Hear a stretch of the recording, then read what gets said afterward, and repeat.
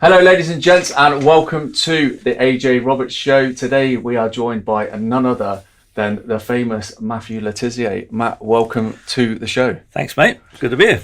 It's a bit of a different setting today, guys. The studio at my place is just getting done up, so we're borrowing this space just for today. But I wanted to get Matt on the show as soon as possible to talk about his journey over the last couple of years and where his sort of journey started and where he comes from. On all of this, but also the main issues that we're seeing at the moment, like especially in the sporting world, which is quite alarming and can end up, negatively affecting a lot of people. So, Matt, obviously your personal journey through, like many others over the last couple of years, started way back, March sort of 2020. But for the benefit of the viewers and listeners who haven't really seen much of you because they're not football fans. Yeah. Is it right to just give a bit about your background and where you come from? So I spent 17 years as a professional footballer. Grew up in Guernsey. Moved to Southampton in 1985. Had my entire professional career and then went into working in the media from 2002 onwards until late August 2020. Which was an interesting scenario where I lost my job. Obviously, the pandemic started in 2020 in March, and very early on in that, I had my doubts as to what was really going on. I think the first thing that started those doubts in me was seeing the videos from China where people were just falling over in the street, exactly the same, looking completely inauthentic. And I looked at those videos and went, "Well, that ain't real." There's just something in your gut that tells you there's something not right about that. People don't fall over like that. And I've never seen anybody since then who caught COVID who fell over like that in the street. So I think I was pretty correct to be skeptical about those. And they were the images that kind of kicked everything off. And yet when you look back now, nobody mentions them. And nobody mentions the fact that nobody else in the whole world has ever fallen over like that in the middle of a street. Yeah. And yet that was the thing that all kicked it all off. And you just go, something's not right here. So that was kind of the first thing for me. And then early on, I spoke to a couple of doctors who were aware of the situation and what was going on and the type of people that were affected by this virus. And they were the elderly or people with comorbidity. So it wasn't actually that dangerous to healthy people, and so I felt early on that there was a massive overreaction to it by the governments. And then I started thinking, well, why? Why is there an overreaction? And then because we then got locked down, you had a lot of time in your house with nothing to do. So I just thought I'll just have a little look around and investigate what was going on with all the people that were involved in the pandemic. Suddenly all these people came out of the woodwork that you'd never heard of before. So, Anthony Fauci, people like that, obviously Bill Gates had been around for a long time, and there'd been I'd heard stuff about Bill Gates, hadn't really taken a lot of notice about it, kind of getting on with my life, just and then all of a sudden you saw what was going on in the world, and you see that there's the Johns Hopkins University that were funding that were collating all the data around COVID-19, and there was all sorts of stuff, all people involved in it. And as I said, I'd heard the rumours about Bill Gates, so I thought I'm just going to go on the Bill and Melinda Gates Foundation website and have a look around. So I did that, and I was amazed to find that all these people that were involved in the pandemic, the WHO and all that stuff, all those people were beneficiaries of money from this foundation. And I was like, well, that's a bit of a coincidence. Well, then what are they all doing? And my mind, I've always been a bit skeptical of people in power and corruption and all that kind of stuff. And I'm thinking, now that's too much of a coincidence. There's too much going on here. And then it kind of led you on to the World Economic Forum and what they stood for and what they were trying to do, Agenda 2030, Agenda 21, and you were like, okay, this is too much. There's too many coincidences for this not to be something that's a little bit below the belt here. There's something going on here that's not quite right, and that's where it all started for me with questioning the narrative, and probably ended up led to me losing my job at Sky. So the timing was quite crucial then. So you were already looking heavily into it before you actually parted ways with Sky. Yeah. So I had been quite critical of the narrative that was going on. What I thought was a balanced way. Debate, which has been the absence of, obviously. Absolutely, and I just wanted to see both sides of the story before making up my mind, but I wasn't allowed to because we were only getting given one side of the story on the mainstream media, and that's when I stopped listening to the mainstream media a long time ago, and I went looking for alternative sources of where I get my news from, independent sources who aren't tied to any specific organisations, and that's when kind of a whole new world of information opens up to you, and you suddenly go, oh my God, all this stuff that's been going on, and you never get to hear about it if you only listen to the BBC or Sky News and all that stuff. Yeah. Which are heavily funded by Bill and Melinda Gates and the British government. It's and it's also linked, isn't it? And even what we're seeing like today, like with everything that's going on with Russia and Ukraine, just how much the BBC and Sky are like using all the old footage they're using. It's just blows your mind, doesn't it? It is incredible. And if you talk to people about crisis actors, and point out this stuff, that actually that picture that they're claiming is like from this war that was taken like 4 years ago, and people still go, oh right, yeah, they're just using a picture. You're like, yeah, does that not make you a little bit suspicious about why they're using a picture from 4 years ago and not one with all the technology that we've got available now? Why couldn't they get a picture from Kiev? And you're like, come on, please do some critical thinking and just make yourself think that possibly there's something else at play here.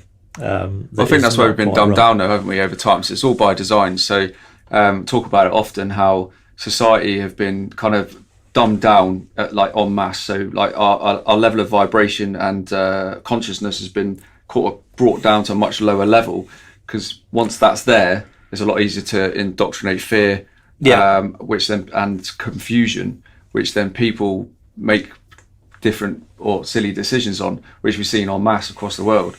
Obviously, we talk about critical thinking, and there's been a sincere lack of, but then we've got a lack of debate. And then with that consciousness level being lowered, it also comes with a lack of asking the right questions, which people haven't been doing. And that's all a lot of us have asked since day one, is just ask yourself better questions. It's not trying to poke someone and say, ha, I told you so. It's all been about trying to show people what is actually genuinely happening, isn't it? Yeah, I think that's the way forward to try to get people to understand what's going on, is to just get them to try and think, as opposed to tell them stuff. Because I think in that way they can then they can find it for themselves, as opposed to it just blindly trusting somebody. So if they've blindly trusted the mainstream media, and yet somebody else is on the other side going, well, actually, what they're saying isn't quite true, but I'm not going to tell you what's going on the other side of it. I want you to go and have a look and see for yourself if what I'm saying is true. I'm not telling you it's true. I want you to go and have a look and go, right, I'm going to tell you this. Now I want you, don't believe me, I want you to go off and go and have a look around and see if what I'm saying makes any sense to you. And I think when you do that to people, I think it makes them far more receptive to that information if they go out and look for it themselves. No, absolutely, I totally agree. And I've actually find it quite interesting how the amount of people who didn't do that during the last 2 years with like COVID and stuff like that suddenly are with what's going on like quite far away in Ukraine and Russia, but they're trying to do their research and get involved from that aspect. But then when it comes to their own health, and decisions, the last couple of years, it's that, that critical thinking has just not existed. Yeah. And I think it's very important that, that's how we help people, is getting people to think differently, because the level of your thinking is naturally corresponds to the level of your life, and that's a given. So from that aspect, from your experience, obviously being in the football industry for many years, and the conversations you've no doubtly had over the last couple of years, is that what you're kind of seeing in the football industry in terms of like players are just, told basically, look, shut up, just get on with the game, that's it? From what I can see, I don't, in 2 years now, I don't think I've seen a single Premier League footballer come out and question anything that's gone on. Mm-hmm. Now,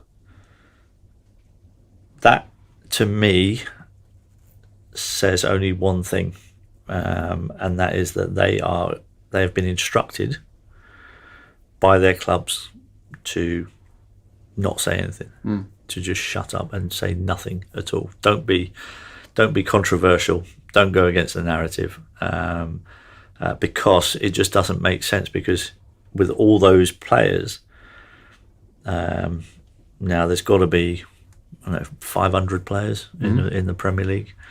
You can't tell me that out of those 500 that not one of them is looking at it and going, something's a bit funny going on here,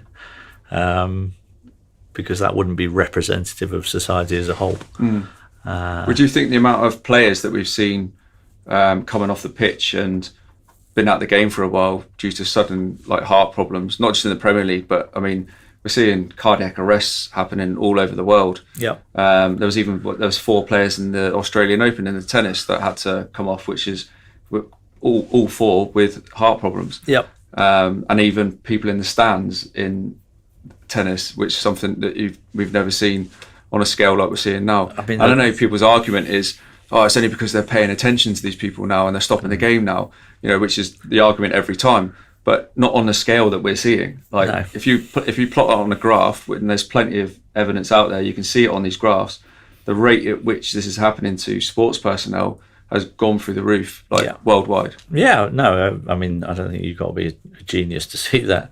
I watch a lot of sport. I'm not just an ex-footballer who just watches football. I watch a lot of sport. It's been my whole life, and I've never, in my whole time watching sport, seen so many fit young athletes collapse on their sports fields. It just didn't happen. I spent 17 years as a professional footballer. I didn't see one in 17 years, not a teammate on a pitch, not an opposition player on a pitch, and not a teammate in training. In 17 years of training 5 days a week, did I see one player come off with a heart condition and not be able to train or play any longer. And so to now watch and see what's going on, for people not to question it and not to think that we need to have some answers here. We don't know 100% what's causing it. You probably have a fair idea, but the thing that concerns me the most is that nobody in a position of authority is going, hang on a minute, there's a bit of an increase going on here. Why don't we investigate? Why we need to find out why this is happening.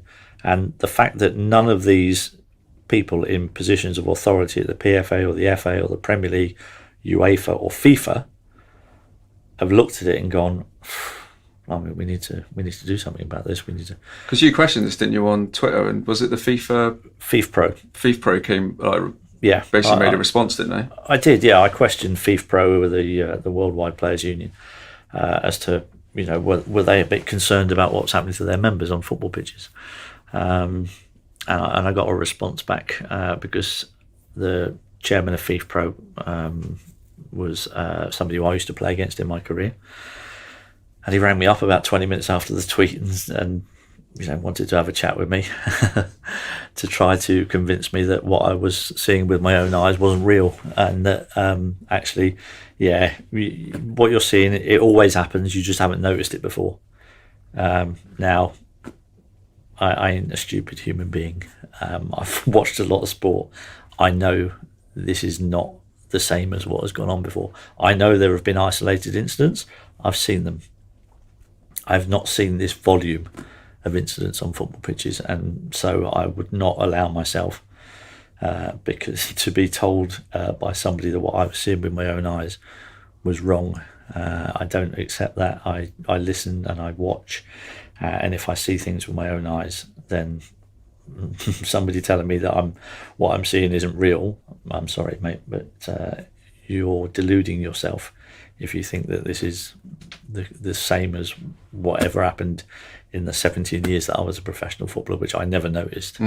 So yeah, that was shocking. And to me, all these organisations not wanting to know what's going on tells me one thing, and that is they know what's going on and they don't want to find out. Well, I think they know what's going on, but I think if you can see the big picture in terms of how much financial implication there would be if one did say it or a player did say it, and then obviously if a player, for example, is talking of the danger of these medical interventions, all the youngsters all the way up who follow that team and that player suddenly start asking questions.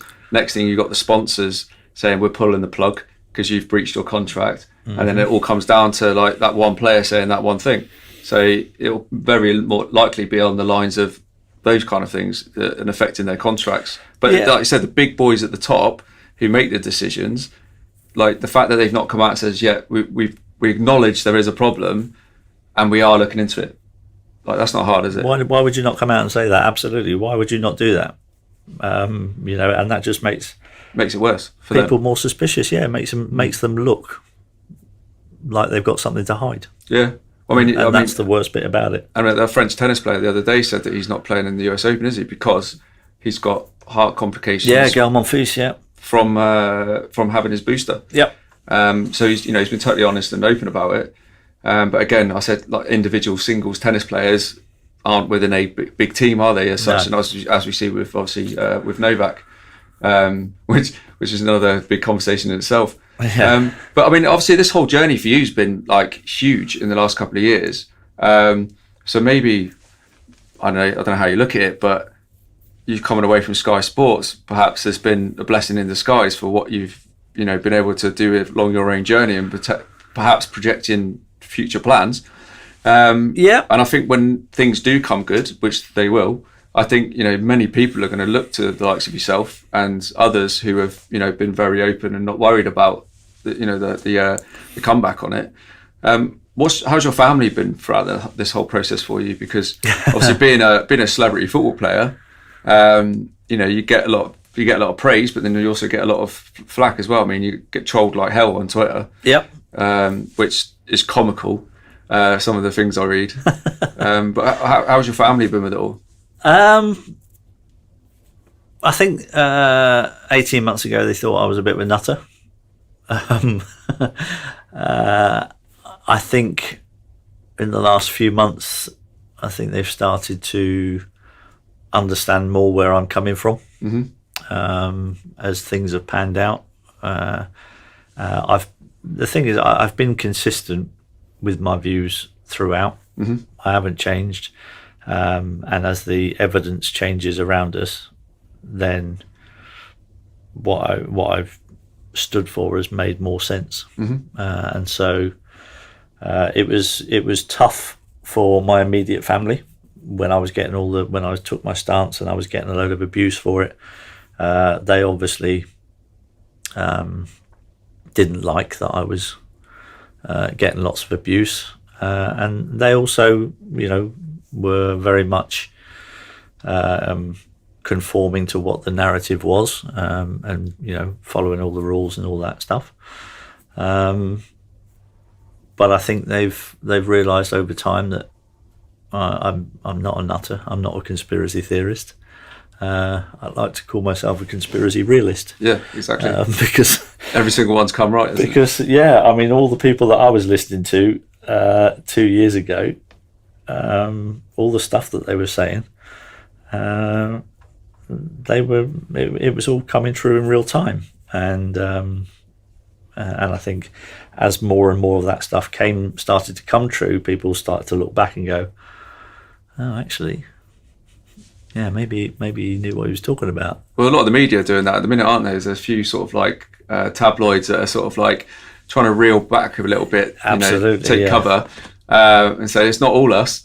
I've seen loads of things from the Daily Mail and stuff like that saying that like, well, actually, it turns out that all these test results weren't actually valid, which put us into lockdowns. Yeah. Which sacrificed nearly 300,000 businesses forever, livelihoods, families, all the relationships, dodgy modelling that was going on, and it's just, I don't know, the PCR tests. Yeah, I don't see how people can find that fraudulent acceptable. PCR test. No, I don't. And these people have to be held account, because if you don't hold these people to account now, and they aren't charged and aren't prosecuted, they'll do it again.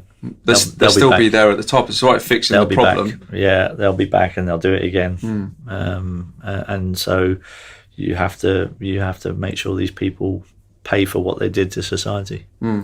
What would you like to see in terms of, obviously, let's say that happens, these people are in public office that have carried out a large number of crimes, because they have, the evidence is there, it's plain to see. Yeah. What would you like to see, like, if they were to be prosecuted, would you like to see just like another party come in, or would you like to see a completely different reshape of like how government looks? I think I'd like to see a reshape of how government looks. I think the whole political system is farcical, quite frankly. I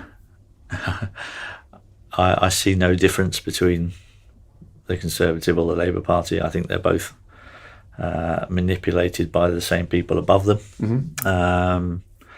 So I think the system needs to be brought down and rebuilt to make it a true democracy where the people are in charge, and they're not answerable to a set of people that are above the government, which over the last couple of years has been pretty clear to me that is happening in this country, and I don't think we have a shadow government, don't we? We do. I don't think we can accept, if we're going to move forward from this and learn from what's happened the last couple of years, I don't think we can accept doing the same thing over and over again, because the same thing will happen over and over again. Yeah, I think that's one of the biggest things to take away, is that as a nation we have to collectively refuse to ever let this kind of stuff happen again. Where the very people that you elect into office don't do the opposite of what they're not there to serve the people. It's been quite obvious that they are there to serve their masters, and they've let the people rot in hell, basically, all for the financial benefits of the people in government and those people above government. All the contracts that they were handing out to their mates. It's just absolutely sickening, the amount of people that have made millions upon millions of pounds worth of money at the expense of the good people of this country, and it's a joke. Yeah, I mean, the number of millionaires over the last 2 years has almost doubled, isn't it? Like in the UK alone, and well, not only to people, to their mates, but you've got to look as close as the Sage Group, who brought the Nudge Group in to study the whole British population like 5 or 6 years before this even started. And the fact that all of the members of Sage Group pretty much have got vested financial interest in the pharmaceutical companies. And these are the people, like, from day one that we're all told that our politicians are taking advice from. But it's not just here that the same things happen. It's exactly the same in Australia, and New Zealand and Canada and the United States, where people in public office, I use New South Wales for example, the health minister there, her husband's a massive stakeholder in Pfizer. It's massive conflicts of interest everywhere around the country, everywhere you look, whether it's here, US, Canada, or whatever it may be. And I think what should be pretty alarming to people is the fact that we've had 2 years of back and forward hell, right? Like on the bus, off the bus, wear a mask, don't wear a mask. And then all of a sudden, things happen in Russia and Ukraine, and the same day, it's like, we drop everything. Right on that day as well, wasn't it? Right And on the day that we had all the restrictions come off, Yeah, the war starts.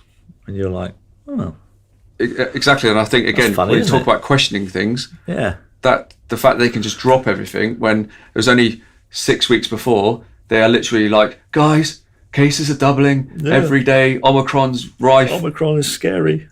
If you don't want to die, get boosted. And then 6 weeks later, it's like restrictions all down, and there's no talk of any of it. It's all pointing to Russia being some psychopathic enemy. Yeah. Here's the new scary thing that we need you to be scared about. Don't worry about the other stuff now. This is it. Whatever. So you just have to wonder. That's kind of how I look at it now, is when the mainstream media want you to look somewhere at something, that automatically now makes me go, right, they want me to look over there. What are they doing over there? Yeah. Because that's what they don't want you to know about. Mm-hmm. And you see all the stuff that our Parliament are trying to get through with new laws and bills of, the policing bill, the online harms bill, the human rights bill, and you just think, wow, that's what they're.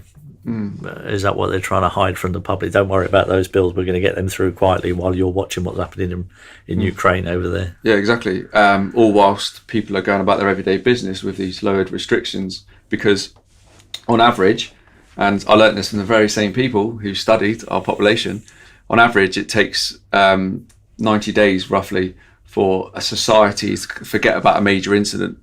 So, like, no one's talking about the Manchester bombings, right? Yeah. No one's talking about a lot of stuff. No one's talking about how lockdowns really, so it takes about 90 days for society to do so. So if you think 90 days from now, people are going to pretty much forget about COVID, and all of a sudden, bam, it'll be, what we need to learn from the last time. And as Matt was saying then about this human rights bill they're trying to put through, is basically rewriting human rights declarations, human rights acts, so that so you can be allowed to be vaccinated, mandating vaccines. Yeah, so you can actually be mandated for the greater good.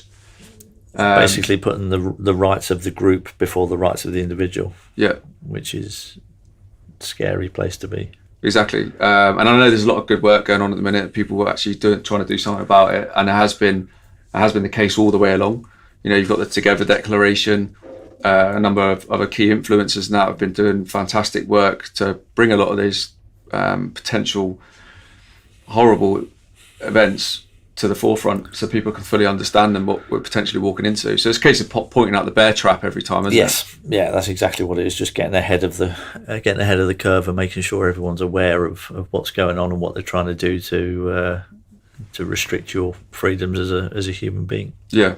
And I think that the key word there, freedom, has been the one thing that should be on the tip of everyone's tongue at the minute, especially if you've been paying attention to what's been happening in Canada, New Zealand and Australia, where there's been heavy protests, truckers' protests, but they've had military grade EMF weapons used on their own people. Again, this hasn't been shown in the mainstream media over here. No, it's incredible what's gone on, and it's incredible actually the amount of people that don't know what's gone on. I think that's the more worrying thing, is that you talked about those EMF. I mentioned those to my mates, and they all look at me like I'm some kind of weirdo. Like, what are you on about? Police wouldn't do that. Really? Okay. And the whole situation in Canada with the truckers, and then anybody who donated money towards the Canadian truckers, they went and hunt them down and froze their bank accounts. What happened to one of my clients? She donated $50 to GoFundMe, and she had a bank account frozen. No way. Yeah. Wow. I mean, if that doesn't frighten people, then my God, I don't know. Or show people that cashless society is a bad thing.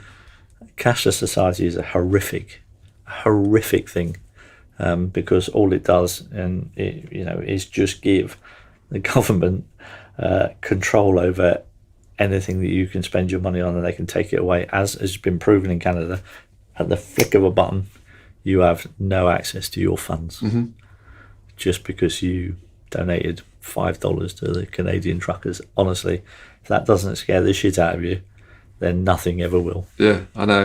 Again, people don't know what they don't know. So this is why I think it's so important that influencers and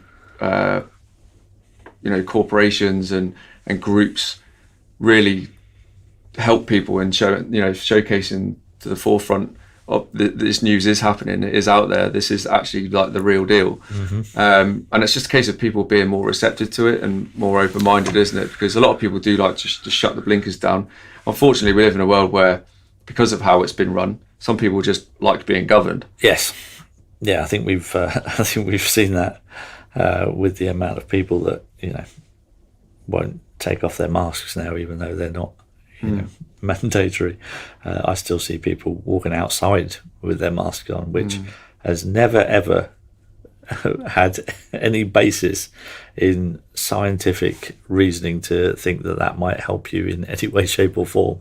And yet you're still seeing people walking down the street with a mask on. I just want to go, really? You're not learned anything from the last 2 years? Have you just got your... Well, I think for me personally, I've said it on a number of podcasts, is like the elderly who are in those kind of situations. It's been one of my biggest beefs, is the fact that they've grown up all their life just like watching BBC and stuff, right?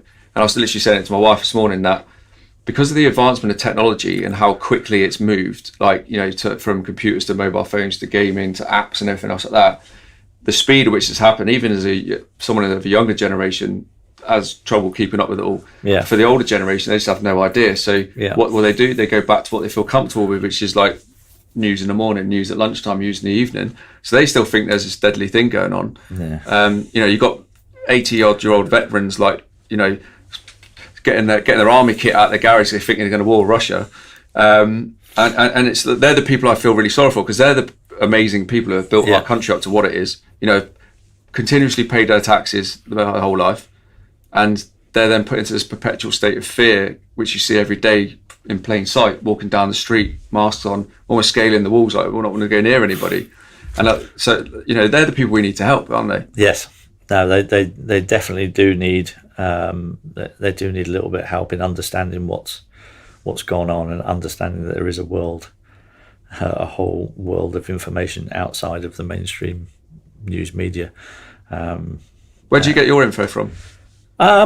Independent journalists that I've followed. Basically, I've followed anybody who doesn't have conflicts of interest with what they're saying. That's kind of been where I've tended to look for my information. So I've been on Telegram, a bit on Getter as well, the new social media app there. On Signal in groups with like the Together Declaration, those kind of guys, and other groups of scientists and doctors that have people that are not conflicted to the pharmaceutical industry who do fantastic work. And you could normally tell who these people are because they've normally been banned by Twitter and Facebook and stuff for actually telling the truth. And so they're not really hard to find. No. And they're fascinating people as well who, I think one of the main things that's part of their main focus is protecting the kids, right? Yeah. Because we've seen the rollout of the inoculations on children, even against all the scientific advice. And now it's like 5 to 11-year-olds. But like, because of the nature of my podcast, I get DMs on a daily basis from healthcare workers who are now speaking out, parents who have been coerced into having their kids jabbed. I had literally a message 2 days ago from a lady saying that her son is never going to be able to play football again because he's now got myocarditis. And this is happening all over the country. Wow. And myocarditis obviously is inflammation of the heart. And only 50% of people who have myocarditis have another 5 years of life left. Yeah. It's absolutely horrendous. And those of you who've seen that the real data that come out only a few weeks ago showed that there was only one child under the age of 15 that had passed away solely from COVID in 2 years. Yet we're talking hundreds of kids with myocarditis. We're talking there's triple figures now of children deaths from these vaccines. Unbelievable how you could be so evil, I think it's the word I'm looking for, to actually give this to children knowing that the risks far outweigh the benefits. How those people sleep at night just baffles me. Yeah. No, it generally doesn't. Again, this is our future generations, the people that are going to, you know, drive this world forward. And to see for me, an attack on them is an attack on all of us. Yeah, absolutely. As a parent as well. I mean, I've got a 12-year-old daughter, and I don't want her to grow up in the world that we're heading towards, and that's why I've been speaking out.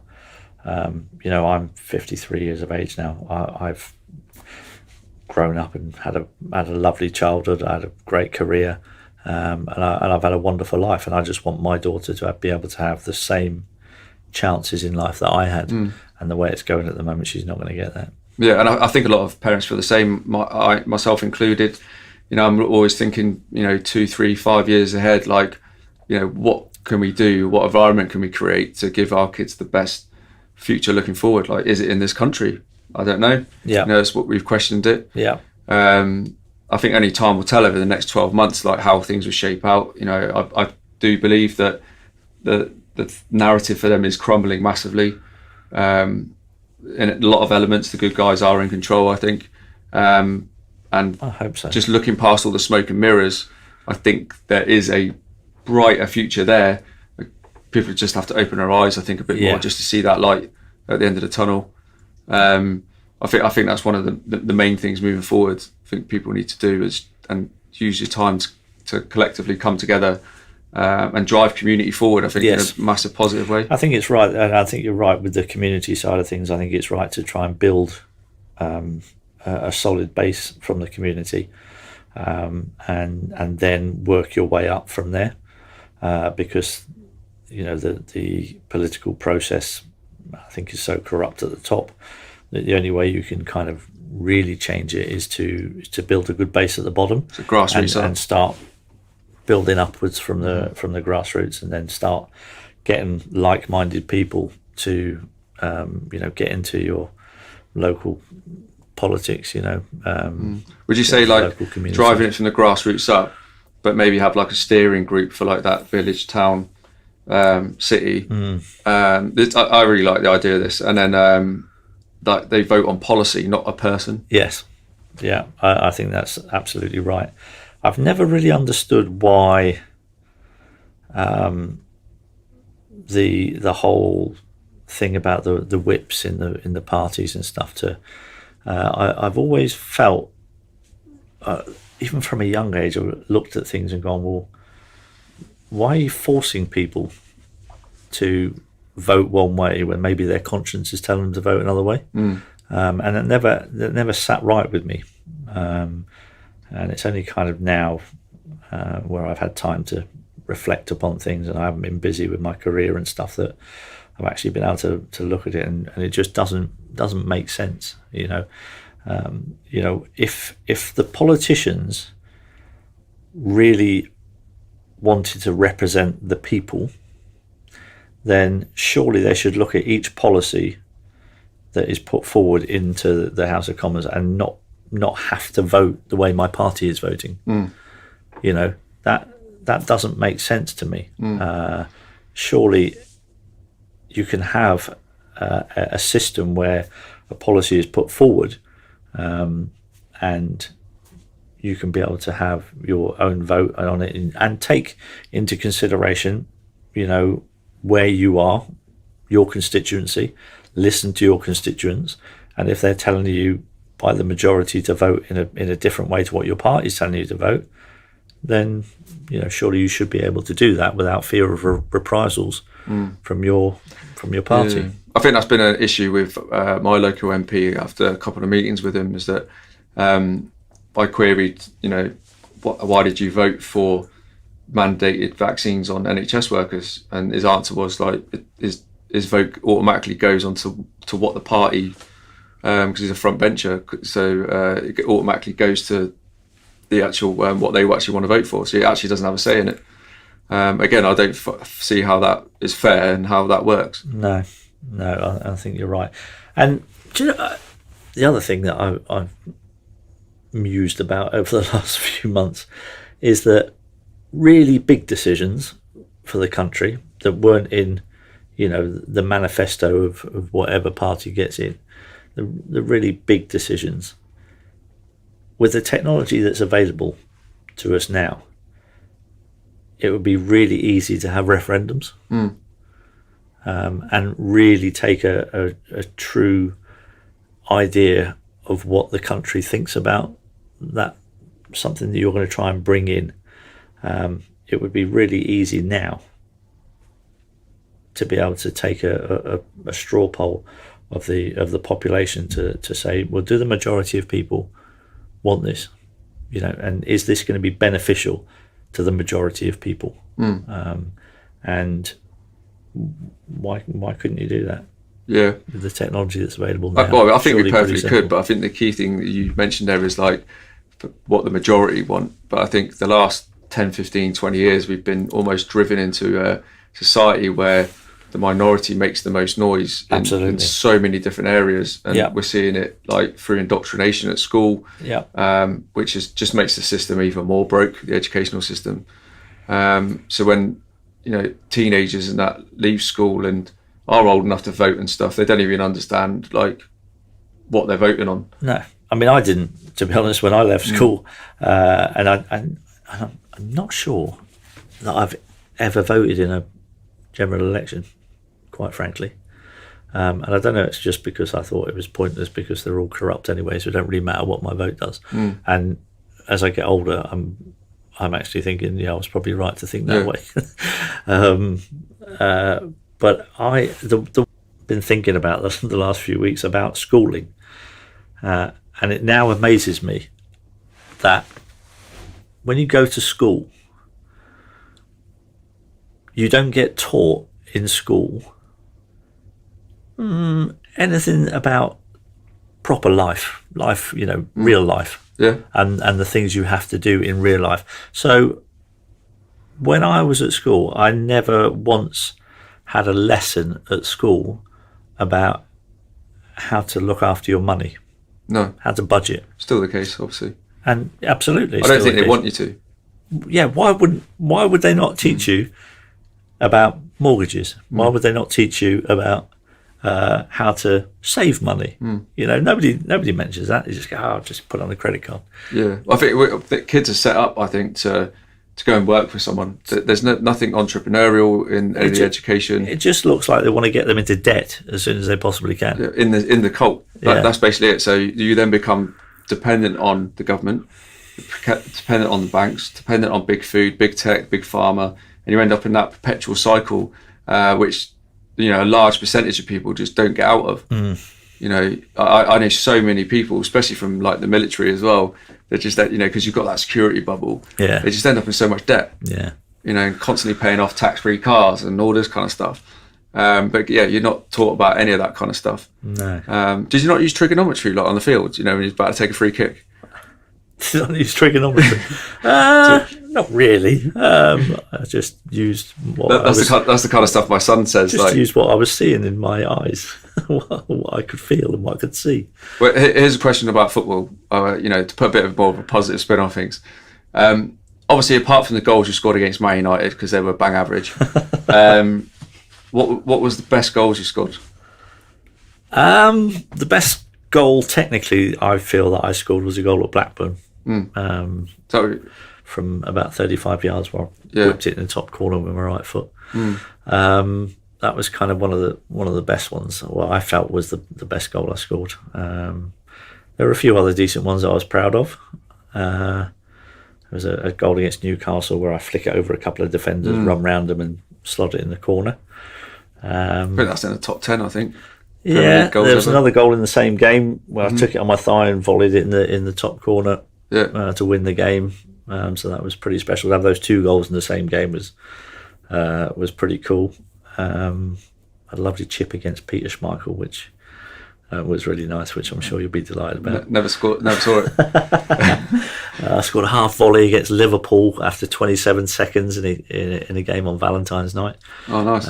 Which kind of 25 yards out, it never left like the whole way. It was just like a foot and a half off the ground. It was just like it hovered over the ground and just flew in the corner. Bruce Groller it was past him before he even dived. So that was quite a nice one. Yeah, there was quite a few good ones. Did you because I don't know if I've ever heard you say this on a podcast, obviously, because you're at Saints the whole time. Did you you must have had plenty of offers to go to bigger clubs? Yeah, I had a few. Yeah, I had a few. I nearly joined Spurs when I was 21. That was the only club that I ever actually spoke to. Who was the manager then? Terry Venables. Oh, right, okay. Yeah, so a decent gaffer. So that was 1990. Then a couple of years after that, Liverpool. There was interest from Liverpool. And then in 1995, Chelsea tried to buy me when Glenn Hoddle was their manager. Matthew Harding was had just kind of invested in Chelsea, and he was a big fan of mine apparently. And so I kind of heard that this guy was looking. I think he was buying off Ted Bates. I think he was trying to do a deal to buy the whole club. But he was director and he was investing in the club. And I'd heard he was a big fan, so we turned up at Stamford Bridge to play. And Matthew was stood in the corridor between the home change room and the away change room. So as we came in, he stopped me and to say hello, and then he took his wallet out, and I was like, "Aye, you gonna try and give me a bung here?" And then he took out his wallet, and in his wallet he had one of them Panini stickers of me, and he handed it to me and gave me a pen. He went, "Would you mind signing this for me?" So I signed my name on there, and he popped it back into his wallet. I thought, "Oh, that's nice." And then a little bit of time after that, they tried to buy me, and Matthew Harding rang Laurie McMenemy, who was director of football at Southampton, and he rang Laurie and said, "Oh, we want to buy Matt Le Tissier." And Laurie McMenemy went, "Well, the lad's happy here. He don't want to go anywhere." And Laurie turned around and he said to Matthew Harding, he said, "In fact, he said, the only way Matt Le Tissier will ever be your player is if you buy Southampton Football Club." And Matthew Harding turned around and he went, "Oh, that's a good idea." He said I could buy them and I could change their name to Chelsea on Sea. So Laurie didn't think any more of it, and then a couple of days later he gets a letter in the post, and inside this letter was a cheque for £7 million, which was quite a lot of money in 1995, which is what Chelsea were offering to pay to buy me. And it was made out to Chelsea on Sea. £7 million signed by Matthew Harding. Brilliant. And so Laurie had kept the cheque all this time, and then about 2 years ago, he said, "This was about you, really." He said, "You should have this." So I've got in my office, I've got a little frame and a cheque for £7 million signed by Matthew Harding, who sadly passed away in a helicopter crash about a year after that. But yeah, it's the most frustrating thing to look at a cheque for £7 million knowing you can't cash it. That's awesome, man. Well, I just wanted to go do this little game that I did with the Right Said Fred boys the other week. So, yeah.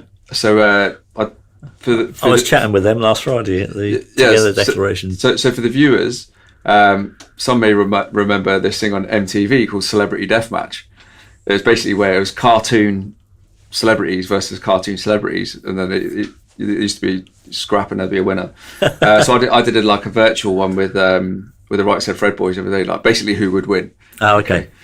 So we went through a couple of obviously bands versus bands. I said Girls Aloud versus Spice Girls, and obviously I said, "Oh, what about Right Said Fred and Oasis?" and they generally thought that they smashed the Gallagher's up. Yeah. Which was quite funny. Fair play. I'm not too sure, lads. Yeah, so I'm going to go through a few footballers. So you've got to give me who you think would win a celebrity deathmatch between these two people. Go on then. Okay, so first we've got Roy Keane and Patrick Vieira. Ooh. I'd go. That's a tough one. I'd go just with Roy Keane, I think. Yeah. He's got mad eyes. He has, yeah.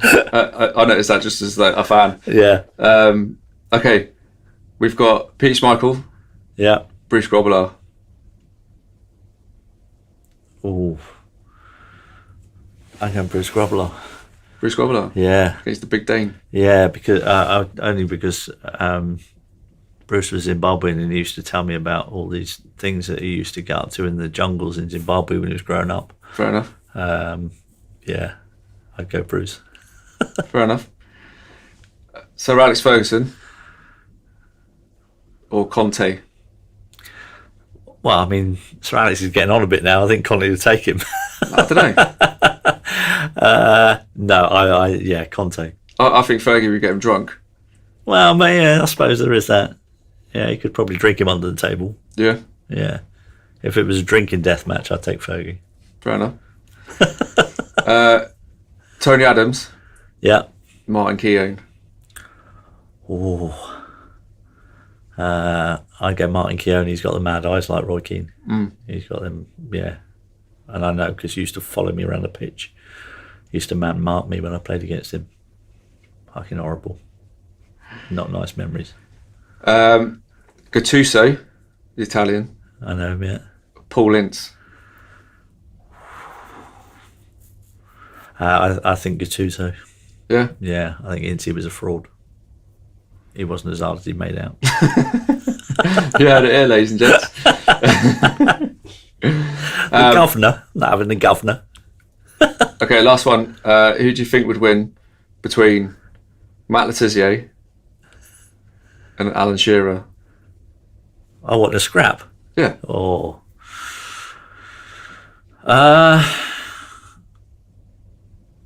Yeah, I'm not a fighter really. Shearer would probably win that. That's why we'll edit that bit out.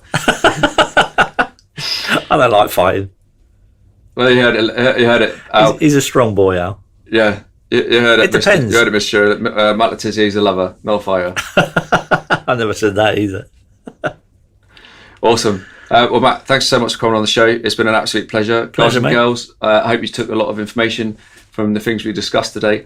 And I wish you all the best in everything you're doing. You're doing amazing things, get around the country, talking on a lot of shows, giving people a lot of insights to what's actually really been going on over the last couple of years. And I think more importantly, it's not trying to ram information down people's throat. It's just trying to guide people to where people can find more information. Yeah, and I hope that what I was saying is not coming from an extremist point of view, as some people try to paint me as. I'm a very easygoing bloke who likes to evaluate both sides of an argument before I make a decision, and I think everybody should be given that opportunity to do that. And the fact we haven't been able to do that worries me. Yeah, no, absolutely, and I'm sure many people tuning in feel exactly the same way, and have their own frustrations, from family members and friends that just haven't been able to really see what's really been going on.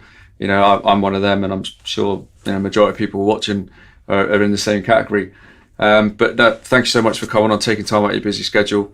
Guys and girls, if you've liked today's episode, please give it a share, give it a like, share it with your friends and family, because what we're trying to do here, as you all know on the AJ Roberts Show, is trying to educate people into what's really been happening over the last 2+ years, but more importantly, how you can actually use the information for yourself to basically create a much brighter, second future, really, with the way things are going. So I hope you got a lot from that today. But from me, Matt, take care, and I'll see you again very soon on